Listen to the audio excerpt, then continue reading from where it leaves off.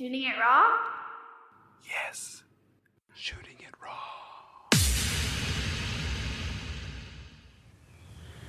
Yeah, it would suck to have this conversation run for a while and go like, it's not recording. That has happened before. Oh dear. Okay, hello. Now, I'm Ran.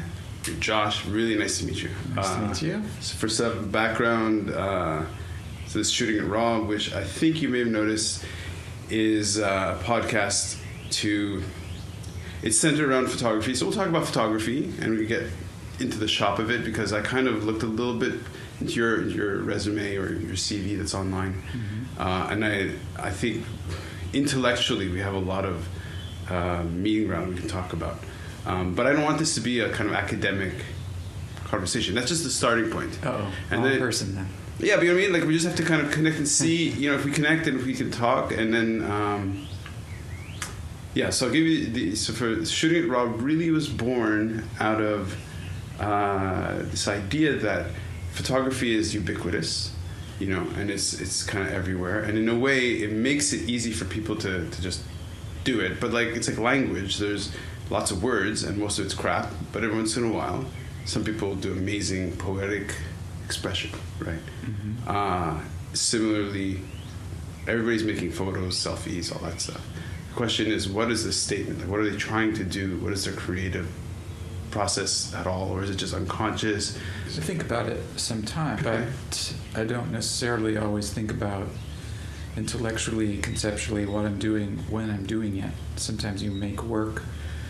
You make work because you are fascinated by something, you're interested in the problem, a visual problem that you see in front of you. You make pictures, you deal with it, you intuitively respond, but you don't necessarily make pictures to form a statement.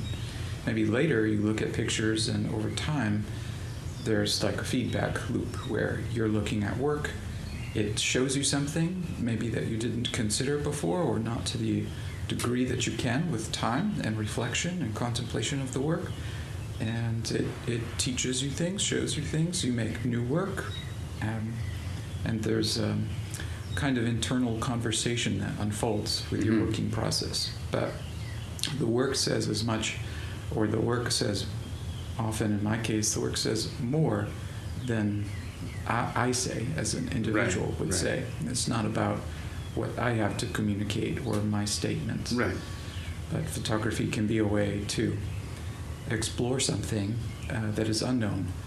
You don't begin from a point of knowing things and then try to communicate something. When I approached you, I said, what you do is submit a photo or an image or whatever that speaks to where you are in your life at the moment, and then we'll talk about it.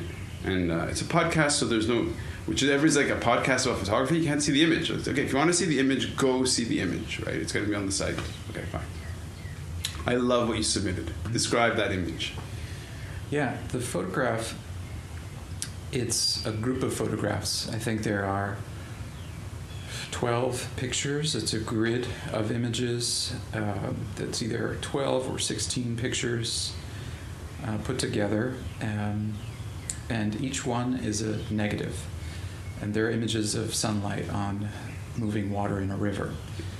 The process is, I used a 4x5 camera, so a large format film camera. And ordinarily you would put film in the back and shoot a negative that you would then use to produce positive prints from. But for that work, that's one within a larger series of pictures called Notations from Nature, and it was work that I did when I was a graduate student between 2005 and 2007 at the University of Oregon in Eugene, Oregon. And I was interested in landscape photography. I was exploring different ways that I could make images of the landscape of an environment, but have an idea that it was sort of going somewhere and it was exploring something beyond repetition within that genre of landscape photography. And so I was interested in both early photography and contemporary photography. a continual source for me of inspiration and fascination is some of the photographs by the very first photographers, notably for me, William Henry Fox Talbot, and this book that he published called The Pencil of Nature, which is arguably the first mass-produced photo book. Okay. And the idea, the pencil of nature, is poetic. For me, it says that photography is the pencil in the hand of nature, and it allows nature to draw itself or to write itself, or in a way to speak itself.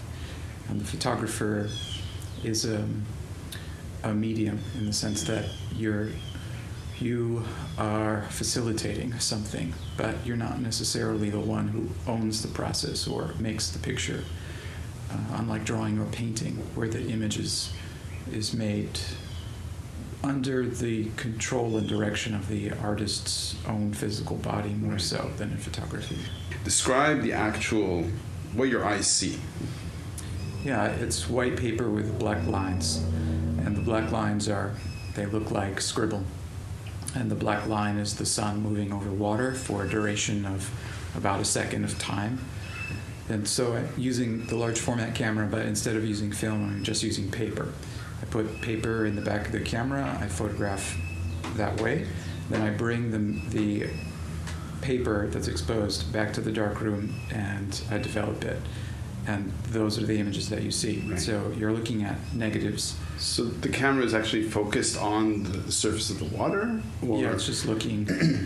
I'm on the edge of a river, and I'm just looking down at the sunlight on the water. Oh, okay. Which is bright, so it's difficult to see it that way that the camera sees, which is something interesting for me always, to try to use photography to make a trace of something which is beyond our ability to see it directly. When I opened it, I was looking at it, and your brain's like, what am I looking at? And I immediately thought this was just so, because the doodles of light, by essentially darkness on the white, soft, very flowing, and quite surprising. Well, I was making work, photographing the landscape, and there were a lot of sort of failures, you could say, in a way, but just work that wasn't really panning out, work that wasn't going anywhere, wasn't exciting. You make work, and at first it's exciting for you because it's new for you within your own personal life, but then you see more and more pictures, you're aware of more history and other practitioners, and also of your own work. And after a while, what initially was really fascinating and provocative for you becomes more mundane. And so you search for other things, always the unknown. And work is driven by that question of what if I did this, what would happen if I did this.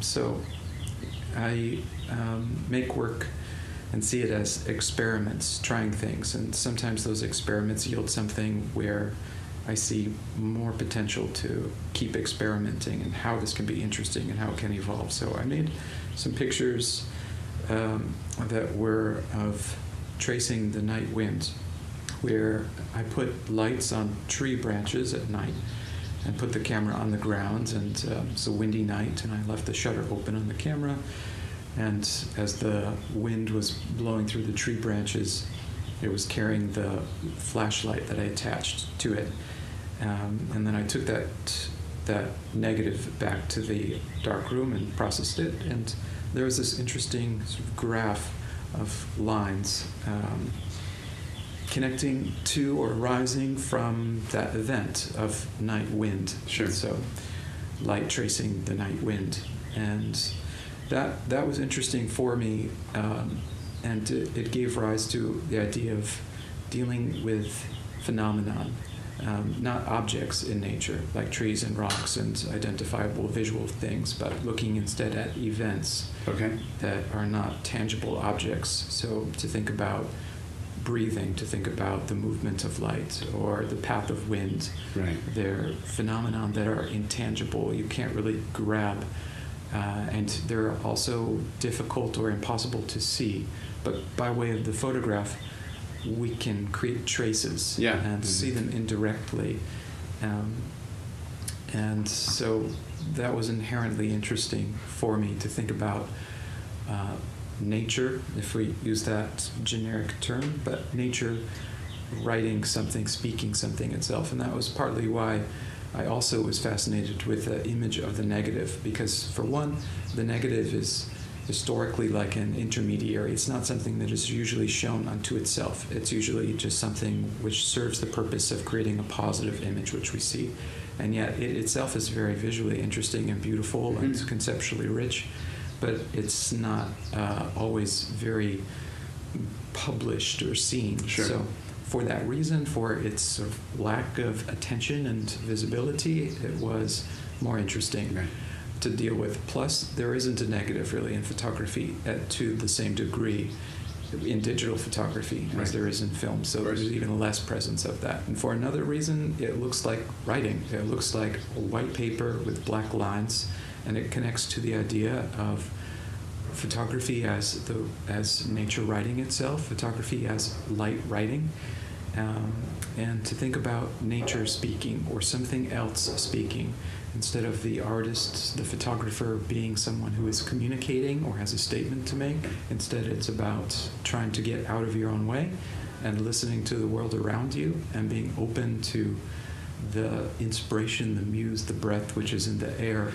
And photography is really fascinating that way, and that's so a part of the story is just following this fascination that is always outside of myself and seeing these things that can be returned to me by way of photography. Every once in a while, I can hear the emotional, the change. So there are times when you talk to me where I feel like the person who's talking to me is the professor of photography at SCAD. You have a very clear sort of path they're using. You're communicating to me, and I understand very well, and it's great.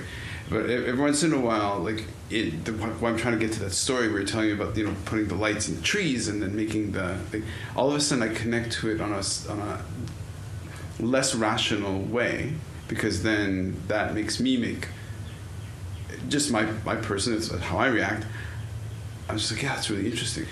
For the listeners, okay, we're sitting on those sort of wooden chairs, those old sort of wooden chairs. Around us is a woodshed, so there's bikes, and it's not just a woodshed, but it's like a work shed. So there's bikes, there's workout room. In the photo that I'll include, hopefully you'll be able to see it. It's an intense sort of workspace, and I chose it because it's good for audio. We're having a conversation, and you're talking about letting in nature kind of come in, and as we're talking, we can consciously notice the birds chirping behind us. There's a big window behind you.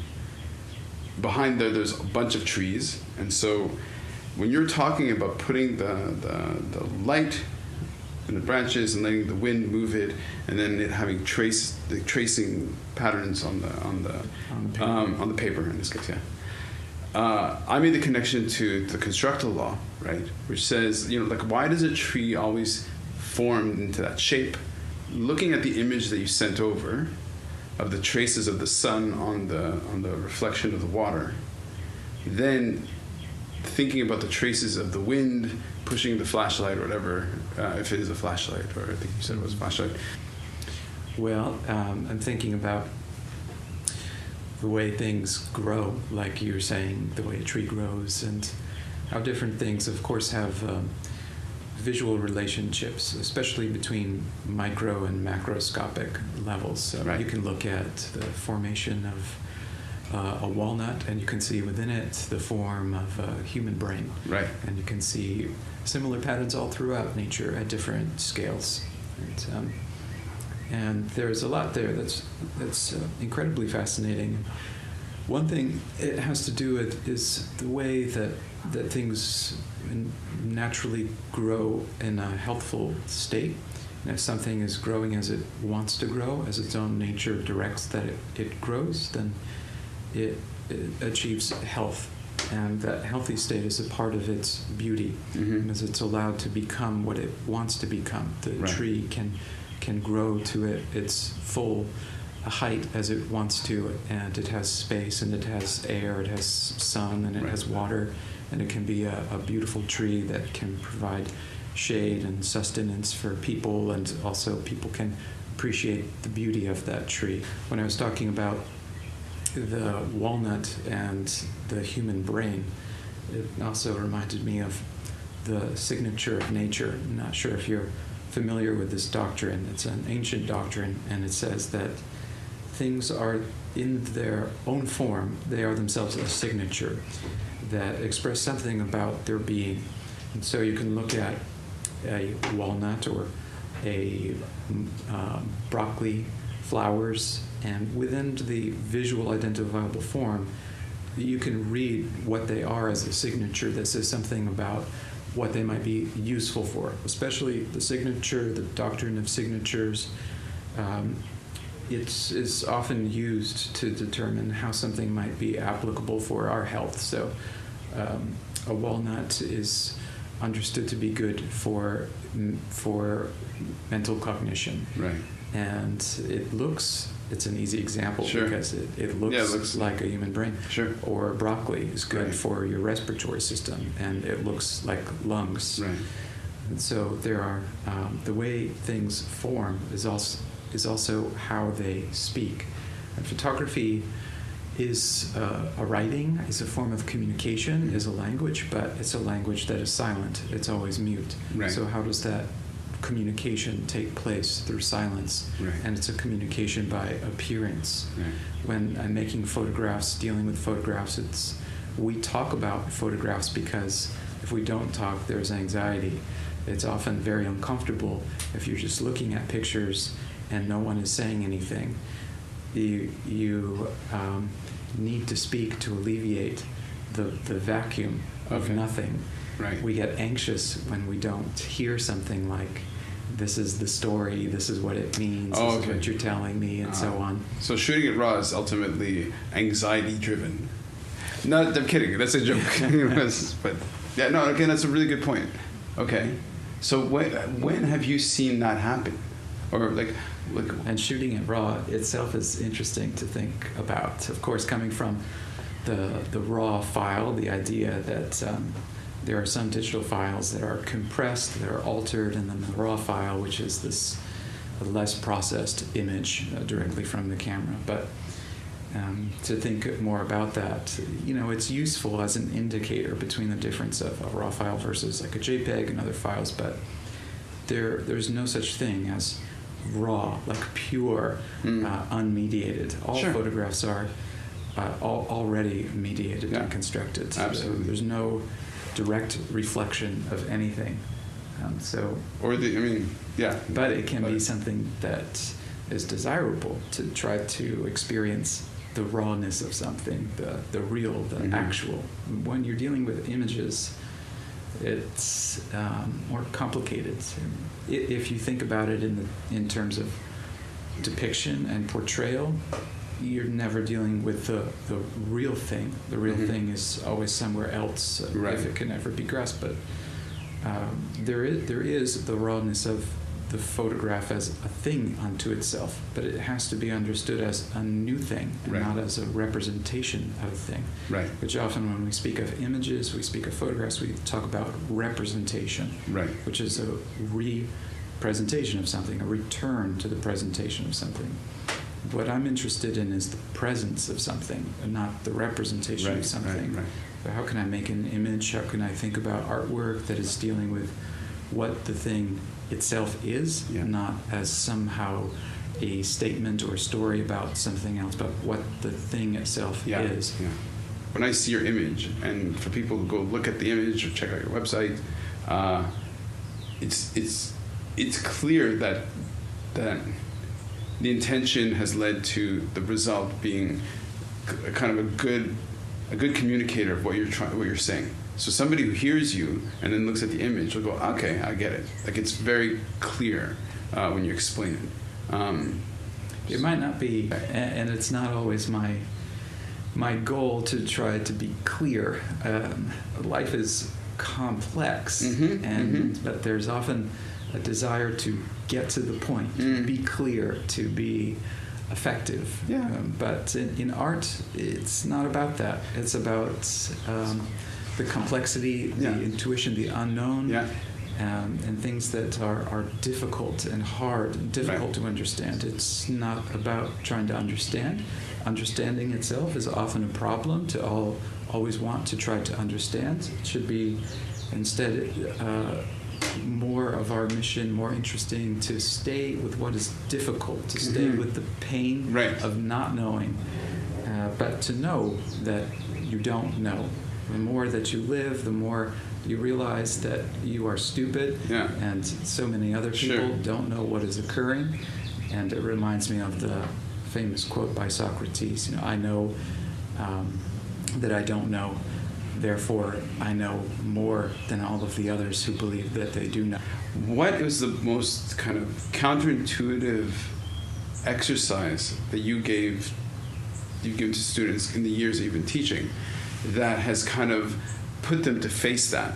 So in a way, saying that at the end of the day, what you may be doing is trying to do something that is not clear, not direct, not obvious, potentially contradictory or confounding, all these things. So what is the exercise that you've given your students to kind of put themselves in that space to think or to rethink how they think of photography?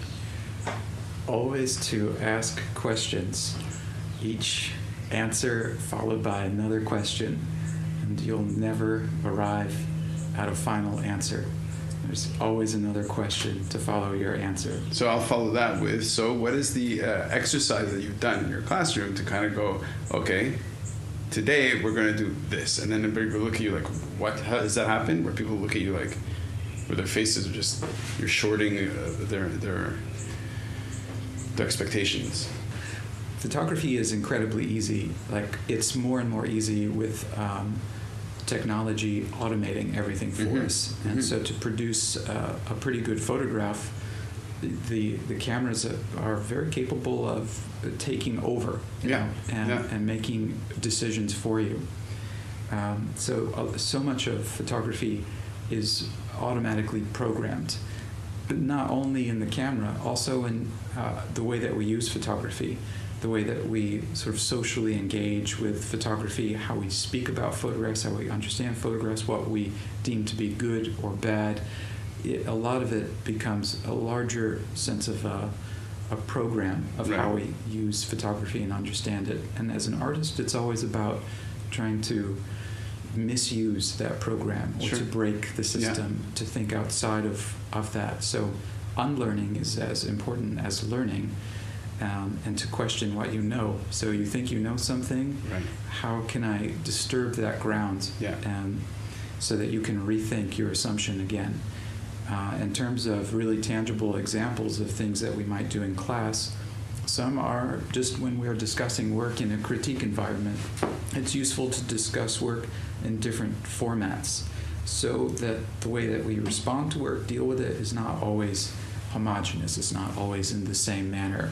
So sometimes it might be looking at work and just looking at work that is on the wall put up by a student for a class critique, and people look at it silently for a few minutes, directed as such, and then I ask them to turn away from the work and to make a quick drawing of their impression of what they recall. And then we put the drawings up with the photographs and we look at what stood out, what were maybe visually stronger elements that people can recall, and what were those dominant things that are drawn. Or maybe it's writing haiku poems in response to a series of photographs. Or it could be someone pretending that they made someone else's work and speaking as though they're the artist. And so playing with the format, playing with how you speak about your work, address your work and others' work, and keeping things shifting, changing, rather than making it the same. That's cool. That's really good. So you strike me as the kind of person who's experimented with pinhole photography. Am I completely off on that? No, I have. Yeah, it's cool. Especially, I used a pinhole camera to photograph myself sleeping. That's awesome. I did that many nights for over a year. That's great. And they were interesting. I was using at the time a Polaroid film. It was Polaroid Type 55, which is discontinued film, but it was great. It's black and white, and you pull it apart after you rip it out of the camera, and one side is a positive print and the other side is a negative. And so I would always be excited waking up and pulling the film out of the camera and seeing what that night yielded. What size print was that? It's 4 by 5 4 inches. by 5. Oh, yeah. Delicious size. Yeah, that's great. Yeah. The degree of focus is different. It's focused to the same degree at all distances, unlike a lens-based camera. And usually you'll have a very long exposure. Sure. And long exposures are inherently interesting because they show things that we do not see. Absolutely, yeah. To look at an image that has been made over hours or weeks or months, and to see the sun rising and setting in an image that took a summer to produce is just fascinating to think about what that image would be like. Mm-hmm. Is there anything you'd like to discuss or talk about or share about where your work is now and what you would like to happen in terms of exposure, in terms of shows, in terms of people learning about your work? I mean, are you happy with the trajectory? I'm never happy. No, happiness would be sort of resting place, like where I probably wouldn't be doing anything or that interested in making art anymore. But I say this thinking about coming out of certain ideas by about art generally, and some person comes to mind in particular, Andrei Tarkovsky, film director. He talked about art not existing in a world of happiness, and that if everybody was happy, we would just exist in that state and enjoy the beauty and happiness of the world. Art comes out of dissatisfaction. We are always trying to imagine something else, something better, something alternative, a different situation than we have now. And so art arises out of dissatisfaction, out of unhappiness. But there's the promise of happiness, the hope for something better. Right.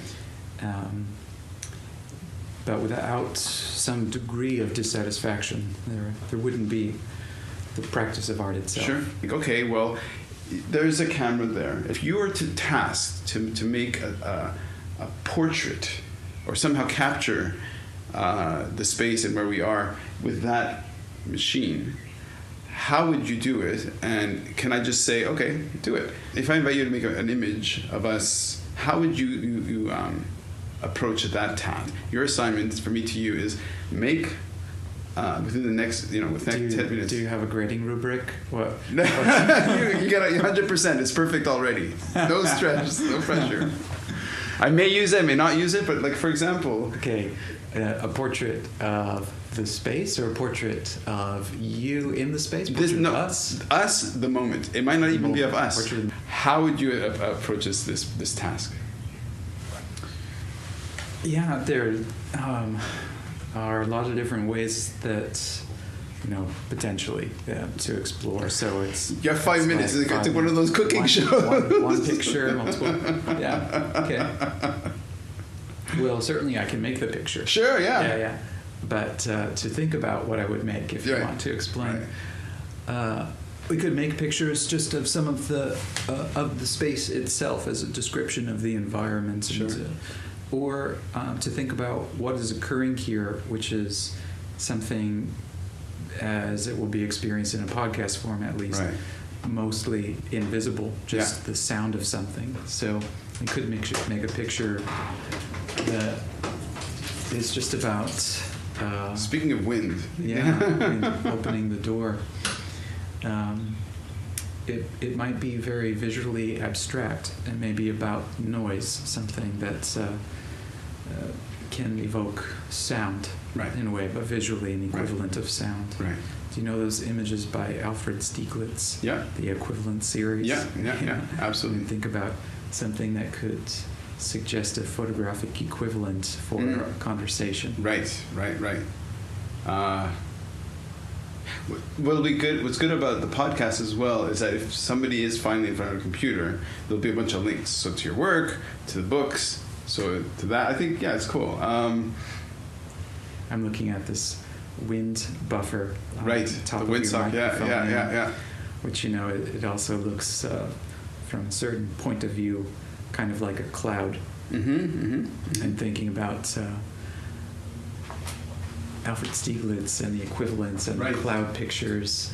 It's somehow not about clouds, but about the sensation of music. Yeah, I could totally see how Stieglitz would be somebody who would. This also is at the center of our conversation. Yeah, of course. So go to it, my friend.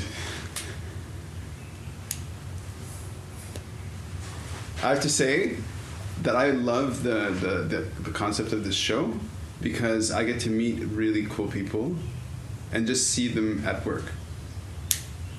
So watching you do this for me is like, it's like butter. I love it. It's so good.